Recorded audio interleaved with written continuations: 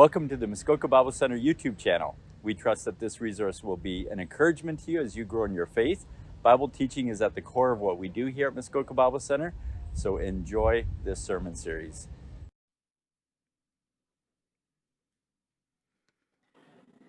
Again, it's good to be together sharing God's word. I had to email my notes, PowerPoint to the AV people, and it's a lot of stuff. So this morning, I woke up saying, okay, what is it that I'm talking about this morning? So then it's good that I had, because I was looking at what I thought this morning I was going to be talking about, then I realized, no, that is for tomorrow. But I'd already gone through what I'm talking about today. And yesterday I did promise you that I was going to be talking about Christ and why I have put my faith in him. And also last night, Luke asked me what is special about Christianity, why have I chosen Christianity out of all the religions? So I'll talk about that today. So we'll be talking about the Son of Man and the Son of God. Really, that's what I'll talk about. The Son of Man and the Son of God. I am almost tempted to ask you to tell me what they mean when they say Son of Man and what they mean when they say Son of God. So, we are going to read from the scriptures here, and I forgot to ask for some water. Do I have a bottle of water again today at the back there? All right. So we are going to read here, and I invite you to follow. You don't need to read out loud, but to really understand as we read, because we're going to go through this to break it down again. In Matthew chapter 16, verse 13, it reads, when Jesus came to the region of Caesarea Philippi, he asked his disciples, thank you, who do people say the Son of Man is? That's a question that he asks. Now, he does not use the term Son of God. He says Son of Man. And yet I'm saying we're talking about Son of Man, Son of God. And Jesus is referring to himself as the Son of Man. Now the question there he asks, and we're going to try to answer that. But first, before you and I answer that, let's find out how the disciples answered it. So, this was the answer. They replied, some say John the Baptist, others say Elijah, and still others Jeremiah or one of the prophets. To be on the safe side, the disciples mentioned at least some good people. They didn't say bad things that people are saying about Jesus, right? They didn't say they're saying these bad things about you. They said, well, they're saying you're one of the prophets. And they felt they were safe until this happened. Jesus turns to them and asks them, what about you? Who do you say I am? I can imagine him looking at you right now. What about you? You, and you. Who do you say I am? Jesus is asking you. You know what? Sometimes I imagine silence. It was quiet. I just imagine this and say it's like it was quiet. Until suddenly, Simon Peter answered. Now, look at the answer Simon Peter gives. He doesn't say you are the Son of Man. Are you following me? He says, Peter answered, you are who? Messiah. Messiah is the Hebrew word for the anointed one. What is the Greek word? Christ. It means, so when you say Jesus the Christ, you are saying Jesus the Messiah. And he says the Son of the living God. So we have these three things that we can now identify, Jesus says, or asks a question, who do the people say, I, the Son of Man? So we have the Son of Man, says Jesus. And then Peter adds two more. You are the Messiah and the Son of the living God. So we have three titles that we have to deal with today. Are you still following? There we go. Verse 17. Jesus replied, Blessed are you, Simon, son of Jonah, for this was not revealed to you by flesh and blood, but by my Father in heaven. I always tell people this. You can only know God to the extent that he reveals himself to you. Last night, I was saying our faith in God is based on his revelation to us, because he has revealed himself to us and we have put our faith in him. And this is what happens here. He says, you didn't think about this. You're not that smart. You're not that clever. This was given to you. My Father revealed it to you. And then he says, and I tell you that you are Peter, and on this rock I will build my church, and the gates of Hades will not overcome it. Now, some people then begin to say, well, God says, or Jesus says, we're going to build this church on Peter, the foundation. He says, on this rock. You are Peter, Petros, and on this rock, Petra, I will build my church. What is the rock? It is the confession that he is the Christ, the Son of the living God. The church, Christ himself is the foundation of the church, and that's where God, or Jesus, is building his church, on that confession that he is the Christ. Salvation is not in Peter, it is in Jesus. And now he says, I'll build my church and the gates of Hades will not overcome it. That means it's going to be on the offensive. It's going to go set people free.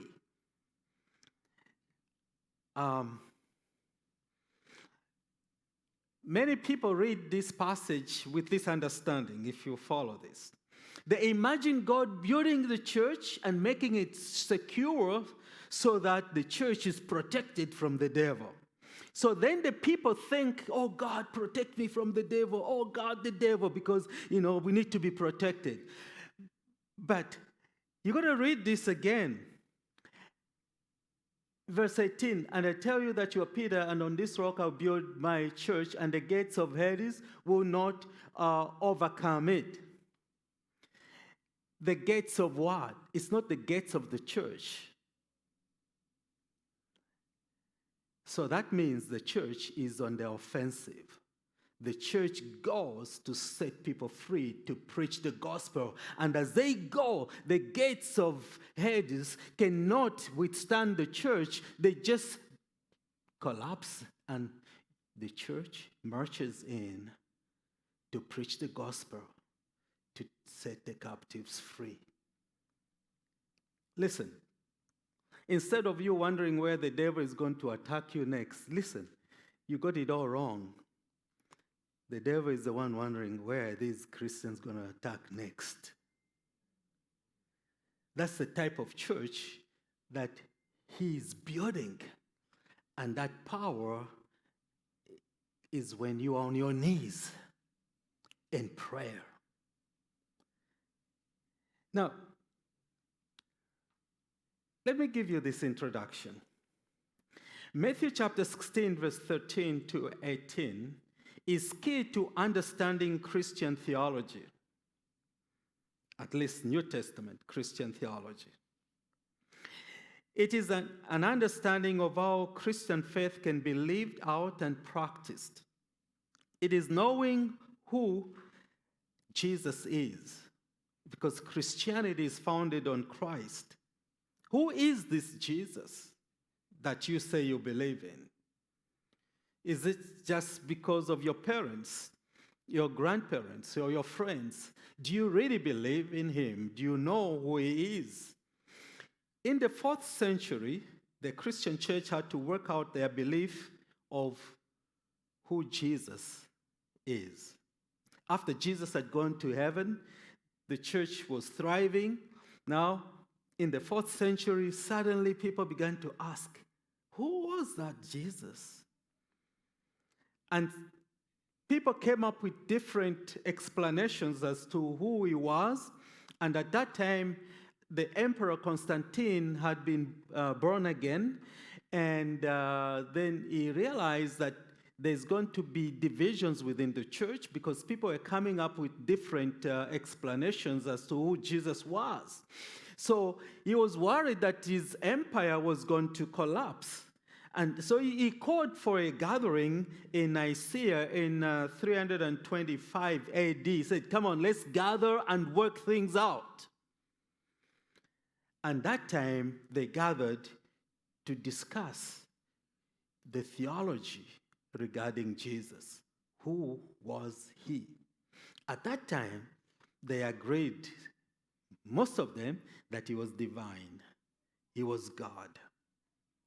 And then there were more discussions. Then if he was God, they wanted to say, okay, how can he be both man and God? What is the relationship? Was it two people in one, two wheels? How did all this connect together? They gathered again at the Council of Chalcedon in 451 AD to have that discussion. So they were talking and developing theologies.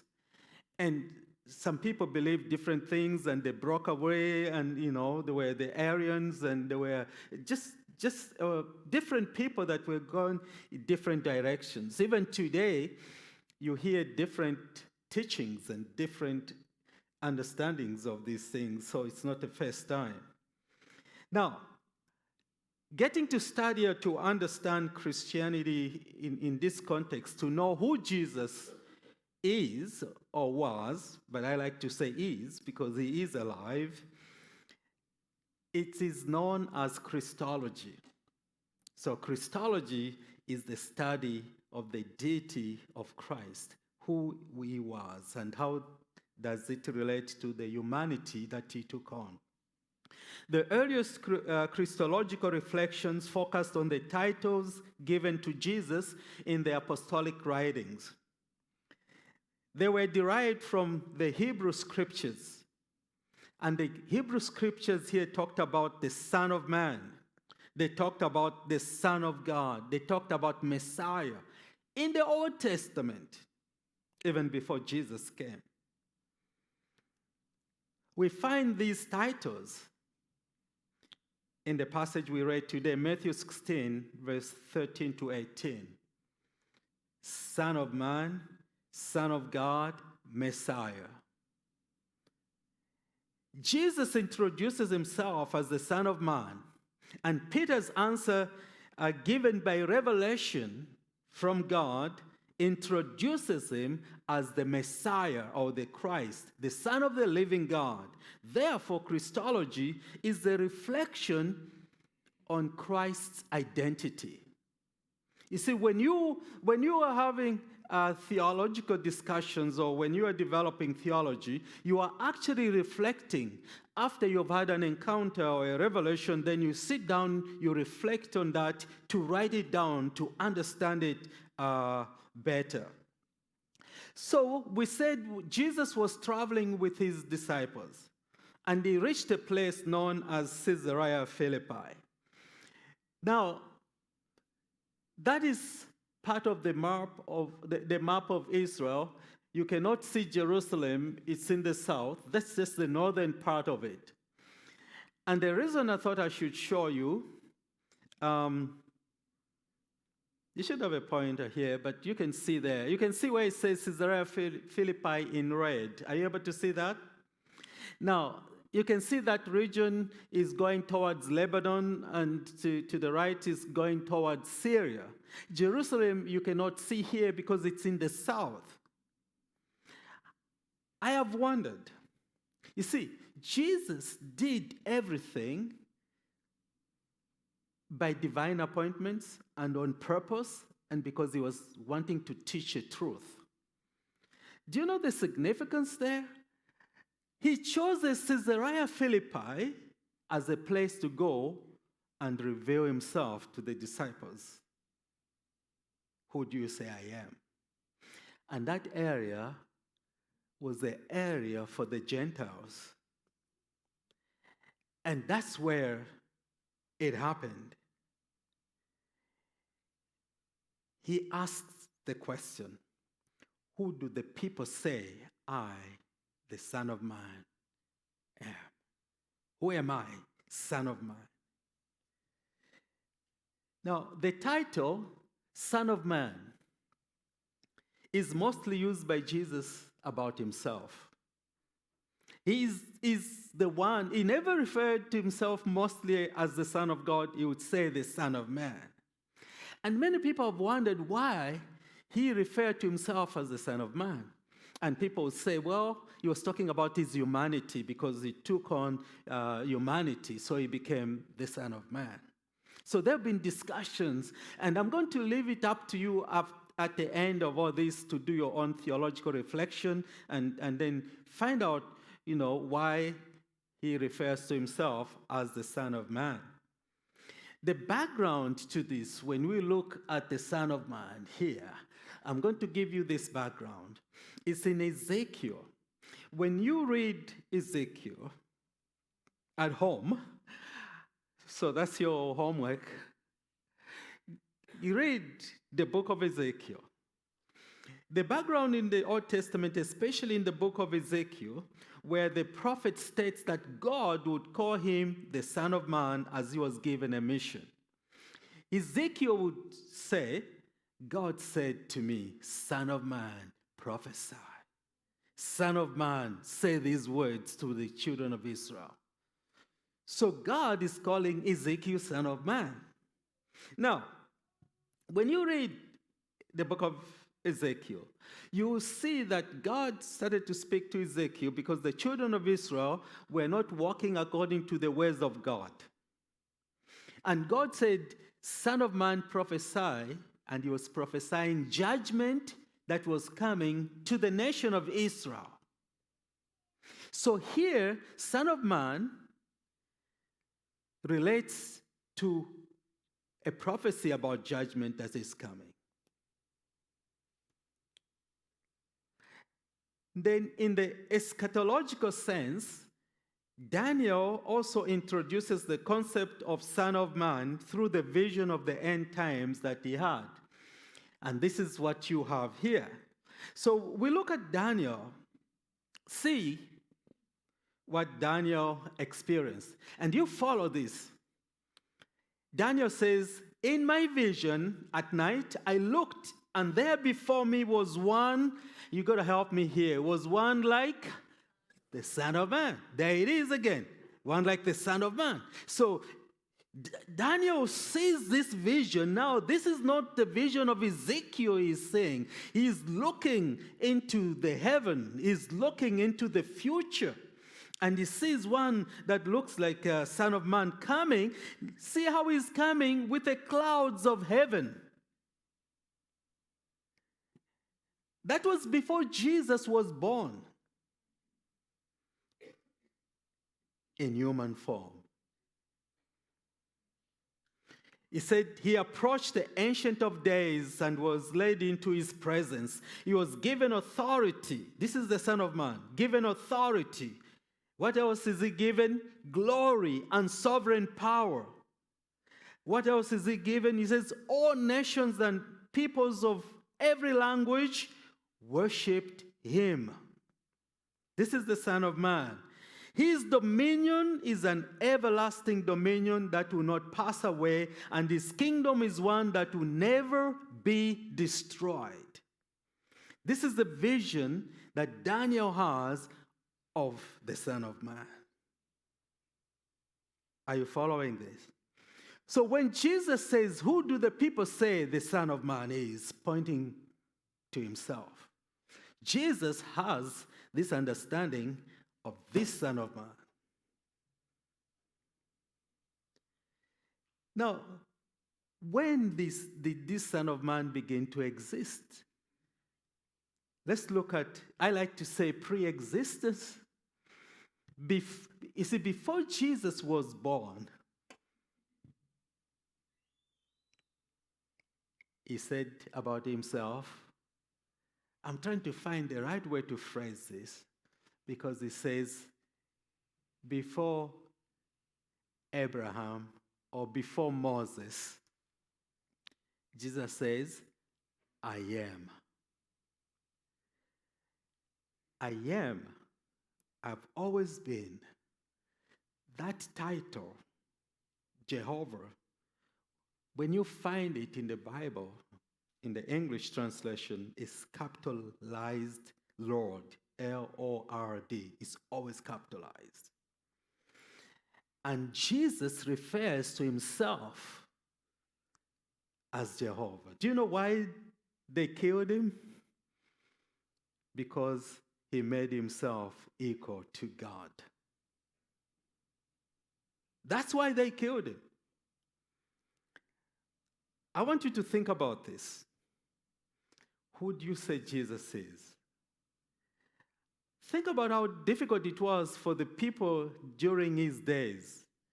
You find a human being coming to you and says, I am God. What?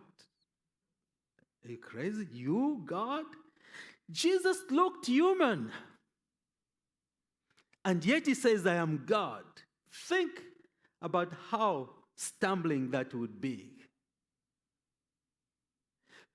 I have had to reflect about this. I wanted to ask myself, do I worship a human being? Just a man? Who is this? Who is this person I worship? Who is this person I've given my life to? Look at what he says himself in John chapter 3. And I'm going to read verse 13 to 17. He says, no one has ever gone into heaven except the one who came from heaven, the Son of Man, talking about himself. And then he says, just as Moses lifted up the snake in the wilderness, so the Son of Man must be lifted up, talking about his death on the cross, that everyone who believes may have eternal life. That's the one that I just read. Now, he came from heaven. This is what Jesus is saying. I came from heaven. And verse 16, it says, for God so loved the world that he gave his one and only Son. Have you seen the change here? If you have not, he's just been calling himself the Son of Man. Now he's here, the Son of God. That whoever believes in him shall not perish but have eternal life. For God did not send his Son into the world to condemn the world, but to serve the world through him. He identifies himself as the Son of God. Here, I want to give you three aspects. The Son of Man has authority, and then there is suffering, and then he's a judge. He has authority in this case to forgive sins.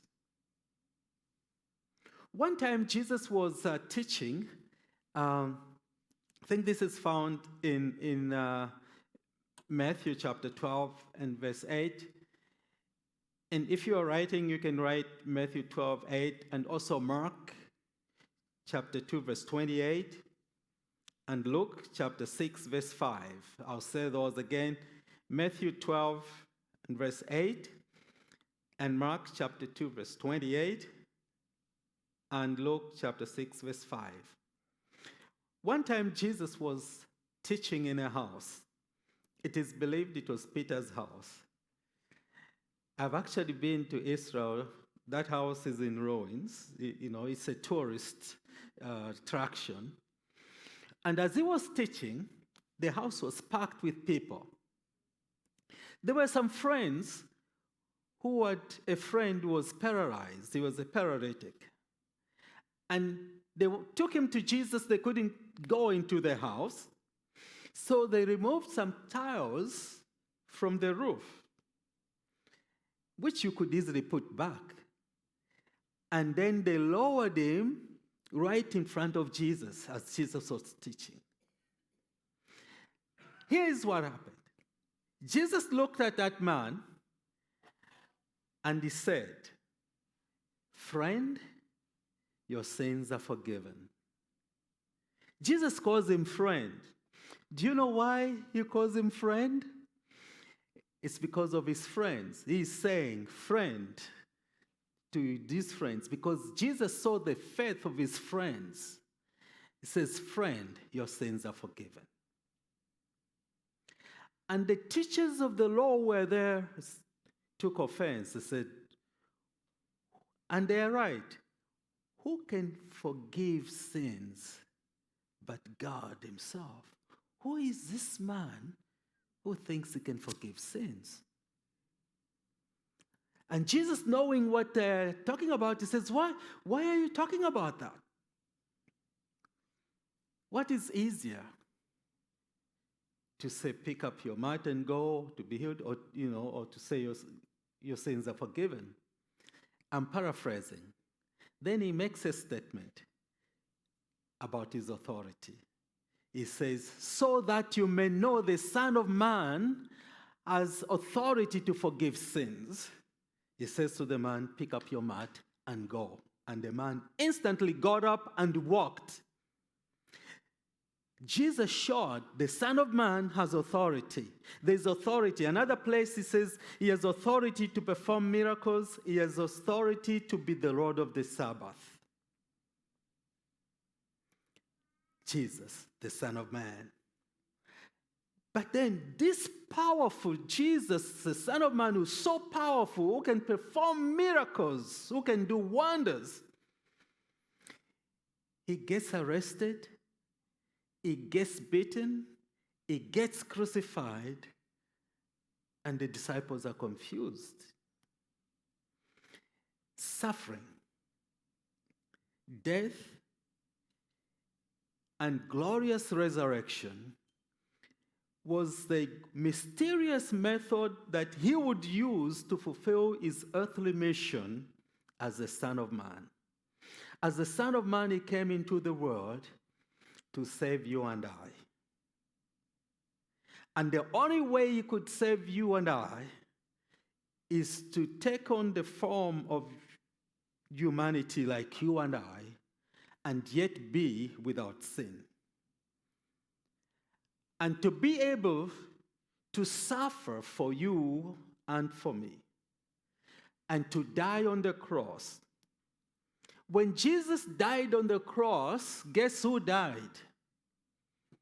It was you. Because he took your place. He took my place. And then when they buried him, it was you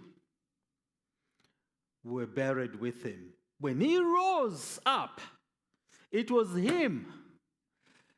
Because you rose up, you're already dead. You are a corpse. Jesus' life is what you now have. It's no longer your life. You died. Are you hearing this? You died. You never seen a dead body fighting people, committing sins and doing all this. It's dead. It's in the morgue. Paul writes that. Then, in the eschatological sense, as Daniel saw in his vision, Jesus is judge. He will return to earth from heaven in the glory of his Father with the angels, and he will judge the living and the dead. let me talk a little bit about this Son of Man. There are two men that we see in the Bible that are significant, and they are both called Adam. There's the first Adam and the second Adam.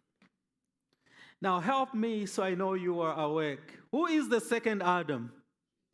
Jesus. What about this side? Jesus is the second Adam. Okay, let's look at this. The second Adam. We're going to look at the difference with the first Adam. What is the difference between the second Adam, who is Jesus, and the first Adam, who we know as Adam from the book of Genesis? You see, the Bible reads in 1 Corinthians 15, verse 45 to 49. So it is written, the first man, Adam, became a living being. God creates him and breathes in him the breath of life, and he becomes a living being. Interesting. Look at the difference. The second Adam did not become a living being because he was already the giver of life. The last Adam, the second Adam, is the life-giving spirit. He is the one who gives life. That's the difference. Look at the significance here in Romans 5. I will talk about the significance. Romans 5, verse 12 to 21. Paul says, therefore, just as sin entered the world through one man, the first Adam, and death through sin, and in this way death came to all people because all sinned, all includes you and I. But the gift is not like the trespass. For if the many died by the trespass of one person, the whole world gets affected, how much more did God's grace and the gift that came by the grace of the one man, Jesus Christ, overflow to many? It is available to all. Nor can the gift of God be compared with the result of one man's sin.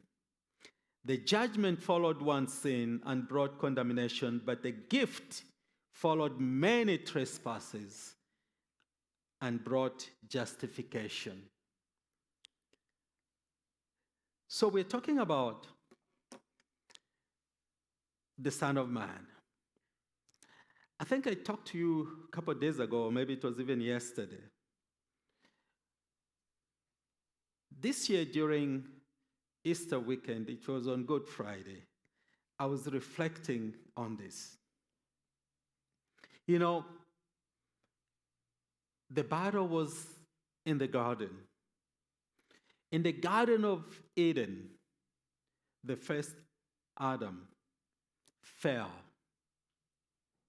because he did not obey God. He chooses to disobey the clear command that God had given him.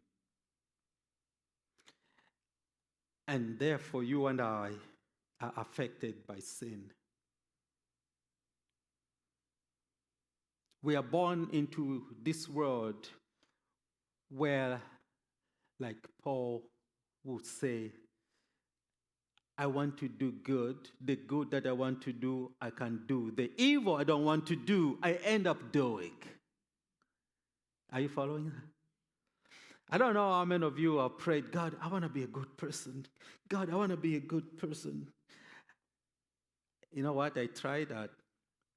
And I said, I'll never do bad stuff again. You know, I was a young guy. And within few minutes, it's like, oh man. Come on. Am I the only one? How many of you have prayed? You said, God, no, please. And then you realize, how many in this room? Oh, thank God, there's some honest people. It's not just me, you know.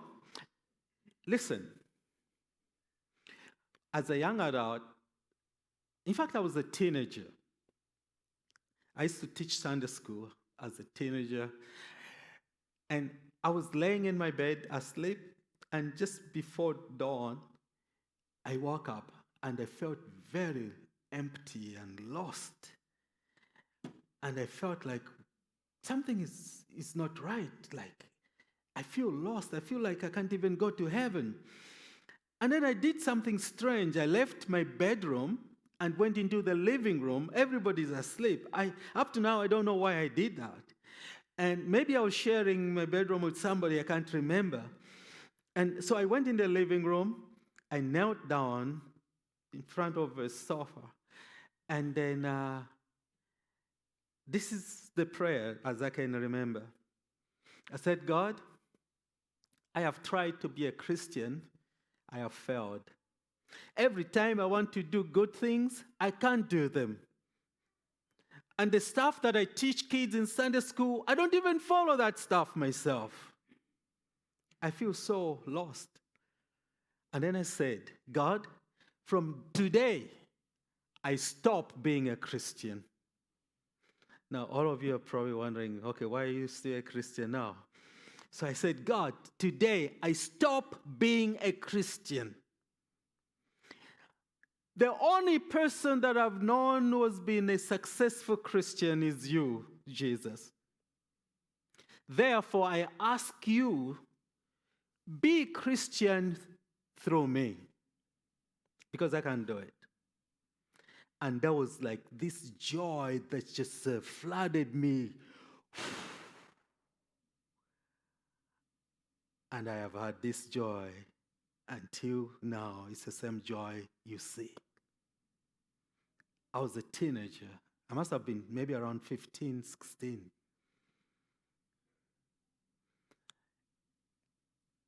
Surrender. You know, when Paul says, what a wretched man I am, who will rescue me, in Romans chapter 7, says, the good I want to do, I don't do, I do that. So who will rescue me? And people read that, they say, look, even Paul had trouble. They forget to read the last verse. He did answer, thanks be to the Lord. It's the Lord Jesus Christ. It is in Jesus that we find freedom from our sin. So the Son of Man came into the world for you and for me. Now, I told you that this morning I thought I was preaching on what I was going to be speaking about tomorrow, where I'm going to talk more about how to get his life working in you, like what I'm referring to when I say you are dead. You are dead. What many Christians do not understand in our age is that they are dead. And Paul says you are dead. He literally says you've never seen a dead person doing these things. So why are you doing this? Because Jesus is supposed to be alive in you. Now, this Jesus that we're talking about, we looked at the three titles: the Son of Man, the Messiah. The Messiah, within Jewish understanding, was the human being they expected to come and be anointed to deliver them from bondage, from physical bondage, from oppression. They did not envision this Messiah to be divine. So for the Jews, the Messiah was not to be divine. Are you hearing me? So when you are preaching to the Jews, they'll say, yeah, Messiah is just supposed to be a human being who comes. In fact, there were many Messiahs that came at different times. And yet there comes the Son of Man, who is Messiah. And he came to set us free from our sins. But then, this Messiah says, I am. I am God.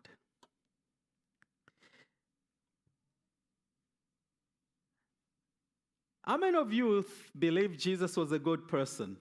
Can I see your hands? Good person. Some of you are not sure. The Muslims believe Jesus was a good person.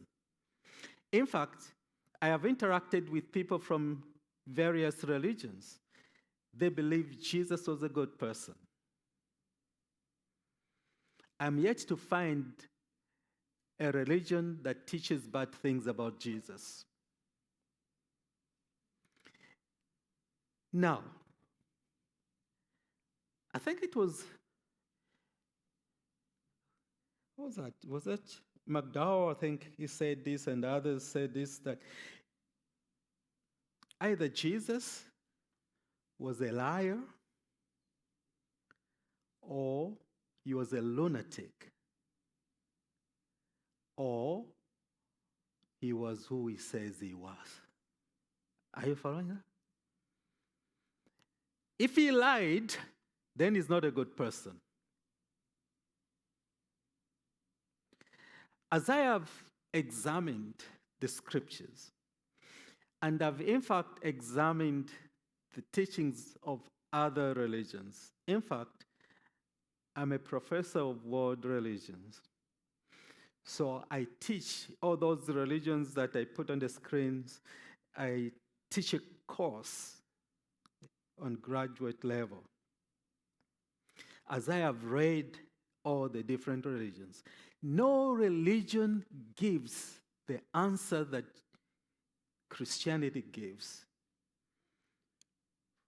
The meaning of life, salvation from sin, and afterlife assurance.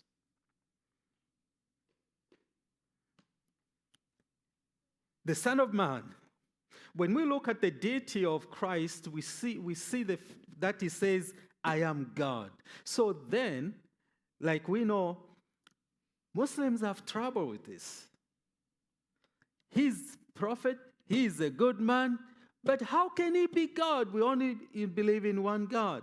You and I say the Son of Man. They have no concept. God cannot have a wife and have a child.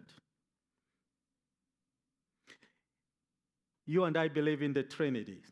We believe in the Father, the Son, and the Holy Spirit, the three in one.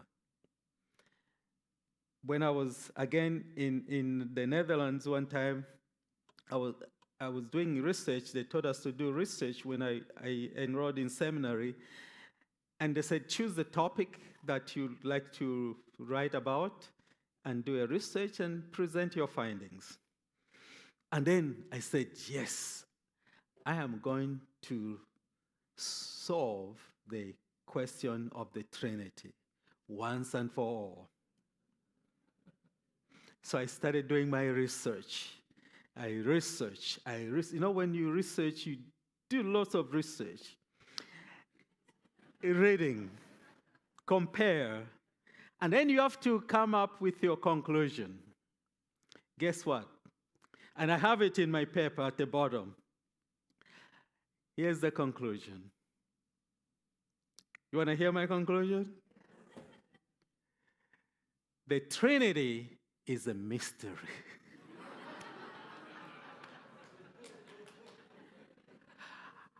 I've never found anyone who has solved it.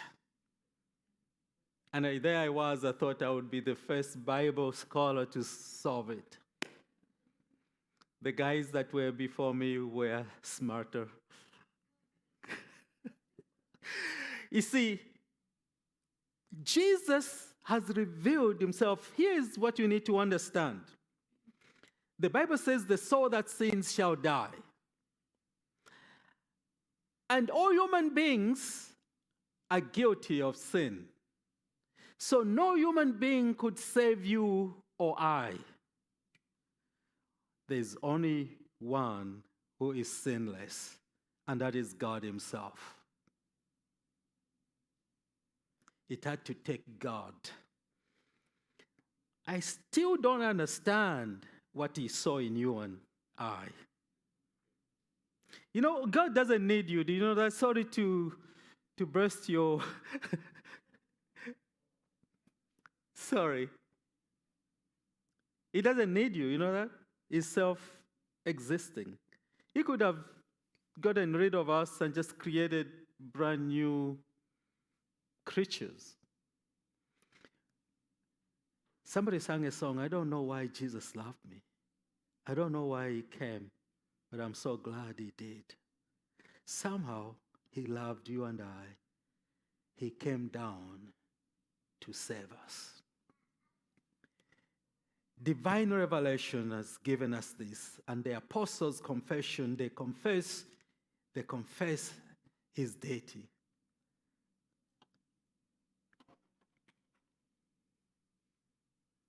Let me read this. Throughout history, the church has debated the identity of Christ. However, the scriptures give witness to who Jesus is, and he also made claims regarding his identity. He is the eternal God who has always existed within the Trinity. There's a typo there. There's no G there. Within the Trinity. He is the Son of Man, the Messiah, the Son of the living God. He came down to earth to die for our sins and to deliver us from the power of darkness. Believing in him and accepting him as the Lord and Savior brings forgiveness of sins, brings new birth and new life. It is not just belief in here, it is in here. Let's pray. Thank you, God, for loving us. Thank you for coming to save us. We reflect on your goodness. As we have our eyes closed and reflecting, I want you to know that no matter how much you try to make yourself a better person, you cannot do it without Christ. Will you, as you bow your head right now, you're a Christian. Probably just do what I did. Ask him to do it through you. He has given us the Holy Spirit to help us. And every day, he helps us. We can become better parents, better spouses, better siblings, not in our own strength, not in our own power. And every day he walks with us. He does not condemn us. The steps of a good man are ordered by the Lord. Though he falls, he will not be cast down, for the Lord upholds him with his hands. May God bless you. Bye. I trust this sermon was an encouragement to you. We have various other resources available as well, including activities and retreats throughout the year that are designed to focus on growing resilient, biblically rooted families. Check out our website at muskokabible.com.